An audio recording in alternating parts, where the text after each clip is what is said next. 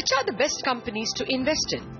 In his book Unusual Billionaires, Saurabh Mukherjee has sieved through 1,500 companies and picked up those that have shown 10% revenue growth for 10 years and 15% return on capital for 10 years.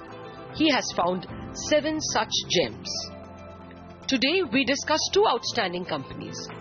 First, Marico, a company that won consumer trust in 2 products, Parachute coconut oil and Saffola cooking oil.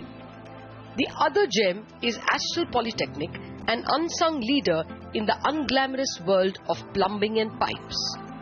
First, Marico. Marico began as a part of a large commodity trading company, Bombay Oils, owned by 4 brothers, Charandas, Jaisingh, Hansraj and Kishore. Harsh Mariwala, son of the oldest sibling, cajoled the group to branch out from trading to manufacturing some oils and finally into branding coconut oil into Parachute and cooking oil into Saffola. Marico is the story of how the young Harsh carved out his consumer products baby from the group and nourished it into an outstanding FMCG company. First joining me are Harsh Mariwala, the father of Marico, and of course the author of the book, Saurabh Mukherjee. Gentlemen, thank you very much for joining me. Thanks. Well, actually, Saurabh, let me come to you first. I actually didn't expect an FMCG company in this list simply because it's an extremely competitive space. And one would have thought that it would be very difficult for one company to generate over 10% revenues every year through the business cycle. How come, Marico makes it? I think it is a very fair point. And if you look at the list of 7 companies in the book, the only other consumer companies, purely consumer companies, really FMCG company, you would say is Asian Paints and Berger Paints, but that's a slightly different category. In personal products, it's very difficult to generate these sorts of numbers, and Marico clearly stands out. My reading is a couple of things helped them. Their focus on 2 categories, the Parachute category and the Saffola category, that focus and ability to drive volume growth over a long period of time by focusing on those 2 categories, I think stands out. If you think of the other FMCG companies, you'll see they're much more disparate, much more diffuse. And the second thing is, I think acquisitions did come handy, especially in the early part of that decade, where acquisitions did help them get their revenue growth juiced up quite nicely. But they really are in a class of one. There isn't any other personal products company in the country. If you sort of discount ITC as a slightly different type of company, there's really nobody else like them in the revenue growth category. Okay, well, Mr. Mariwala, I remember as a commodities reporter approaching your entire group at Kanmur House. From those commodity trading days, what made you carve out Marico as a brands company?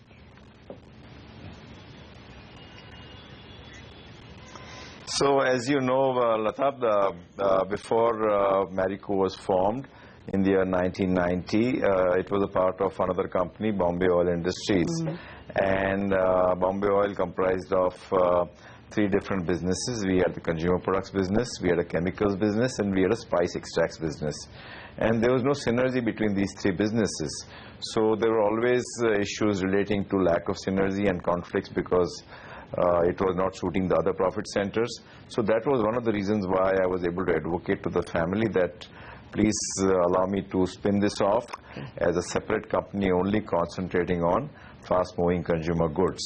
The second reason was we wanted to attract very good talent, and we were located in the heart of commodity markets, which is Masjid Bandar, and we were finding it difficult to attract talent because the focus of the company was divided within 3 businesses, and also there were many family members, so it was perceived to be a family managed organization. So we had to send a clear message outside that it is a professional organization only focused on FMCG business.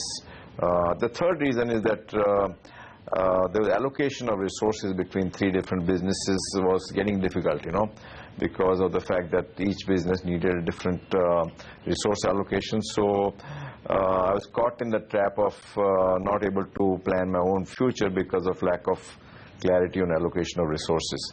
So I would say these are the 3 reasons why I advocated within the family to allow a separate company to be formed for FMCG business. And looking back, I would say that this has been a very important part of my journey in terms of success, or whatever you may call, in terms of building the company. How have you managed in the past 10 very competitive years to manage this, consistent performance of over 10% revenue growth every year and over 15% capital employed? Did not competition tear away your market share? How did you manage to defend it? So I think there are two angles to this. First is to have a growth mindset. It's very important that the top management sends the right signals in terms of a growth mindset and backs the right way to move forward on growth. Many a times there are temptations to charge higher prices if the raw material prices increase, or not lower prices if the raw material prices reduce. But we believe that we have to grow. Whatever is required to be making growth happen is something which we should be pursuing. So whether it's our pricing strategy or whether it is our turnaround strategy for newer products, we are willing to wait for more than 5 years before a new product is turned around. Or if there's an organic entry into a new country like Bangladesh, we didn't make any money for first 4 or 5 years. So basically giving a very strong signal down the line that growth is very, very important. I think that's one. Number two, our selection of portfolio of our products. We believe that we should be present in products where we have a right to win, where we can be market leaders.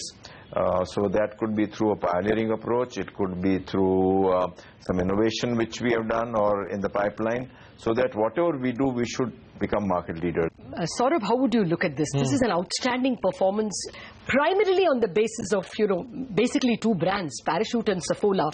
And I can say with some confidence that I have seen it in my house and in every house that I know. But can one bet just on two brands? Would that be a worry for you in future? So I think one of the paradoxical things I sort of learned whilst working on the book was the best businesses in India are able to focus very powerfully on a narrow range of products, because the instinctive answer for an entrepreneur or for a CEO is to say, if I need growth, let me make myself more diffuse, more diverse. But as the economy is becoming more competitive, if you spray your attention and your resources over a whole bouquet of products, you seem to get stuck in dead ends. Whereas companies who are saying that we will focus exclusively on a narrow range of products seem to do very well. So if you look at the book, it's very notable that almost all 7 of the companies in the book are almost monoline. Marico, in that sense, at least has 2 specific areas, the cooking oil area and the hair oil area. But specialization and focus seems to be the way forward in what is increasingly a competitive economy. And in that regard, I was actually comforted by Marico's focus in saying that we were once a commodities company. We have transformed ourselves nicely into a value-add company. And if you see, to your point, the Parachute brand is being extended to a broader range of hair care products. Fair point. Mr. Mariwala, you're being a promoter, you're as good as any professional one meets. And yet, after a time, you've been able to step off and allow a next line of professional managers. Was that transition difficult?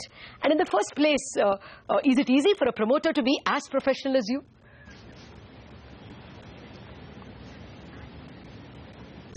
Well, before I answer your question, let me say that there are many conflicts as a promoter, because you're a promoter, you are also a manager. So my way of resolving conflict is by asking this question, that what is good for the company comes first, and what is good for the promoter or any other stakeholders comes second.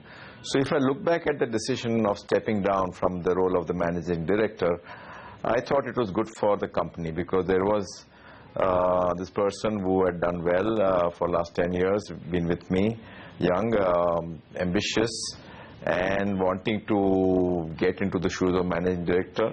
And if I had not provided that opportunity to him, he may have left, and that would have not been good for the organization. So I think you have to wear the organizational hat first, and then the personal hat or the promoter hat. And in the context of the decision, I think it has been the right decision. It's been 2 years since he assumed the role of a managing director, and I must say, whether in whatever parameter, I think the company has done well, whether it's market cap or growth. And looking back, I think it has provided me a newer way of doing things, some newer things. So it's been a good win-win decision. Okay. Actually, your big competitor HUL once tried to even acquire you. Tell us that story. How could you defend your turf? Not just from acquisition, but even from competition. And you yourself have become an acquirer. So what is your overall approach to mergers and acquisitions, both as a target and as an acquirer? Yeah. See, I would say that acquisition is not an end by itself. It's a means to an end, and it's very sexy to acquire a company. You get reported in the news and everybody asks you, but I think fundamentally you need to be clear why are you acquiring something. It could be for various reasons. It could be, in some cases, in our case it was for consolidation of in a certain category. It was, in some cases, we saw an innovative opportunity in that acquisition. In some cases it was entry into a new country, or in some cases entry into a new category. So I think you have to be very, very clear why you want to acquire and what are you bringing to the table which will make acquisition pay off. Similarly, we have divested also a few businesses and brands because we realized that we were not able to add any value.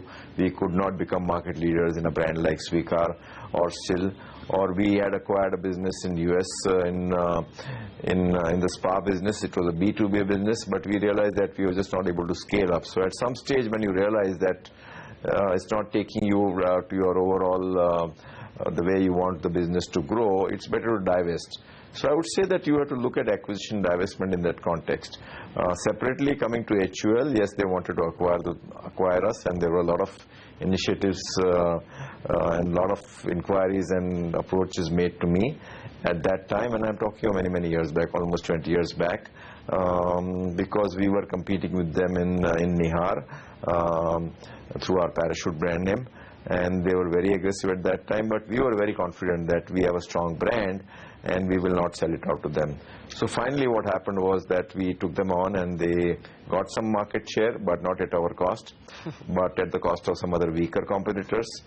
And I think that strategy paid off. At some stage they lost interest in that category, and they sold the brand which was competing with us, Nihar, and we bought that brand from them. So I mean, the whole situation got overturned from selling it to them. We acquired the brand from them. So that was a great source of joy at our end, and it was a huge emotional feeling at that time.